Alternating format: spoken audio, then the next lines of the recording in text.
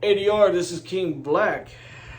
Dear Mr. President, I am so ready to have my student loans forgiven.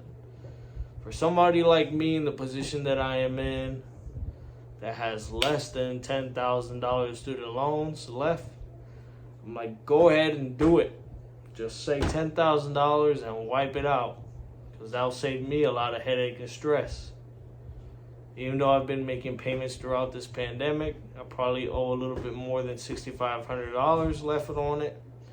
And if he announces that he's forgiving $10,000 of debt for everybody under that certain possible income limit, I'll be good. And I know a lot of y'all out there might not be so good, but hear me out. 10 is better than 0. And action now is better than action 2 years from now. So we got to get it while he can or is willing to do so. He's taking his time. He keeps saying he's thinking about it, but nothing is happening. And I'm just trying to say I'm trying to have one less debt looming over my head. You know, there's already mortgage debt, there's already credit card debt, there's already student loans.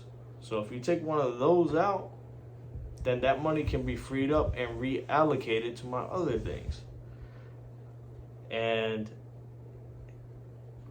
you know, those who are wanting the 50,000 and everything, I can understand it. That's a nice dream. But at the same time, though,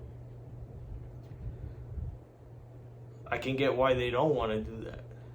You know what I mean? Because you got to remember, even if they claim that the student loan process doesn't really give profit to the government, it is still revenue for the government. So if he goes ahead and wipes out 50,000, he's wiping out a lot more people's debts complete, flat out. And am I a little bit biased because mine is less than 10,000? It might come off that way. But what I'm trying to say is I purposely chose my school where I went for my undergrad because of the low cost. You know what I'm saying? I wasn't looking for trying to graduate with that piece of paper with a specific name on it. I was just looking for a university that's accredited, that's not a pay-for-profit, pay-for-play college, not a diploma mill. I wanted an actual accredited university at the cheapest price. So I mean, if you're going to get a certified whatever for $500, why are you going to go ahead and buy this name brand one for $10,000? Right? I get it. Some people like to spend the money, but at the same time, from the government point of view, they loaned you that $50K. Right? So there's more of an investment in you, saying, I believed in you enough to allow you, if at your own choice, to withdraw this $50,000 from me. Now you have to pay it back. And during the time that you were in school, it was up to you as an educated person in this country to do your research into what your degree is going to be in. Look deep within yourself about who you are as a person and what you want to do for a living, and commit to that. You know what I mean? When I went into business, it's because I've grown up my whole life liking business. I've always enjoyed reading up on accounting. I've enjoyed reading up on how different events affect the economy on a macro scale, you know, on a global scale. Globalization was something that has fascinated me, right? Also, it's something that affects my real life because of this economy, it affects all the prices of everything we have. You know what I mean? It affects the price of this, the price of this, the price of this, the price of this. Just everything is economy when I look at it. Every little thing.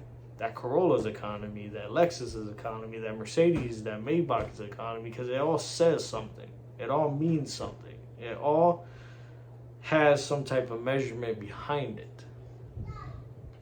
Now, I didn't pursue that to become an economist, but I knew that generally speaking, having a business degree would allow me to have a wider net in terms of my job prospects. So that's why I chose that, besides it being my passion. But if you go in there for an English degree and you never plan on teaching English at a high school, college, middle school, whatever it is level, then why bother investing that amount of money into it and that time investment and going to those classes? You know, we all do things that we necessarily don't like, but we have to.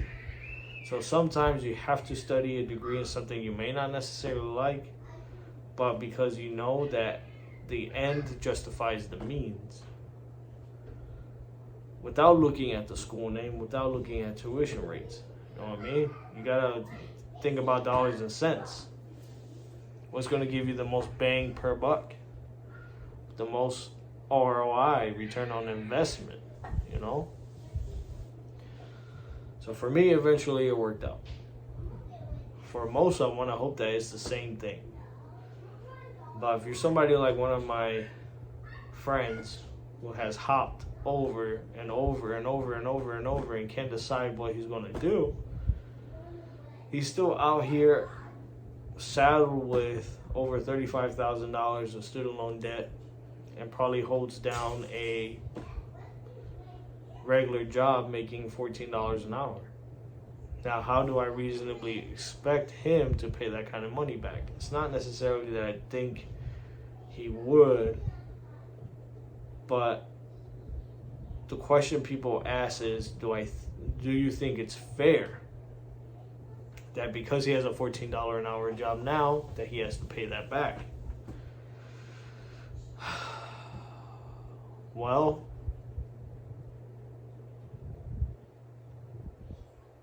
yes, to put it short, bluntly, and this is the reason why, because I didn't tell him to switch his concentration 4 or 5 different times.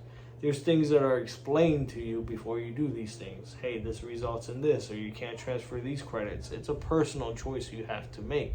Nobody forces you to go to that specific college if you don't want to. You know, this isn't some socialist paradise where they're like, all right, you are going to go here and you're going to go there. It's a choice. And I get it. Sometimes your mind changes, but at the same time, realize what that changing of your mind is going to do to you in terms of your academic progress, your employment prospects. How are you going to be viewed on the labor market? You know, because the longer you spend studying, the longer you're outside of that labor market, the one that you want to enter into, whatever profession or whatever job or whatever, you know, line of work you want to move into. And even then, a college degree isn't everything. Like I said, you can always do a trade like plumbing, electrician, things like that, mechanic.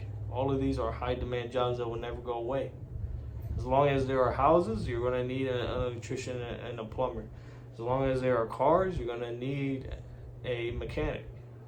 These are safety net jobs, but also that can pay well. They can pay lucratively, but it's the same thing. It falls on you to find the right place that's going to pay you what you think you're worth. Because if you graduate from one of these technical colleges and the very first job you find, they say, oh, you don't have any experience, we're going to pay you $10 an hour. It's up to you to accept that or not, or to keep shopping around and put in work, or offer to do a trial job and say, hey, if I do this for you and you like the quality of my work, you know, I would like to come work for you full time, and if at all possible, you know, this is my salary range. I understand I don't have any experience, but based on, you know, the results of this trial job, I would like to start off at a starting point of $14, $15 an hour, or whatever it is in your mind. Keeping in mind that you don't have any experience, and then leaving it in their hands. Because if they choose to let you do a trial job and you knock it out the park, they might think that it's still a bargain, but also you put your foot into the door and are starting off at a higher salary than other places may have offered you. You know? So,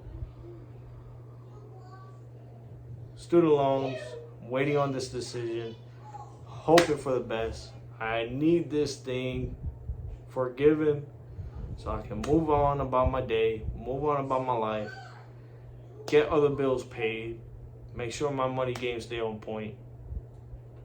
I'll go ahead and I investigate more about this startup called Arrived. Not sponsored by them, by the way, but seems kind of interesting to be able to invest in rental properties without having to buy a house outright. Interest rates seem a little bit low right now, but with the stock market tanking, I don't know. It's kind of appealing, so check that out. It's called ArrivedHomes.com. You know, apparently you can sign up to invest with as little as $100. So I mean, I already have stocks, 401k, my own little bit of savings, and some physical precious metals.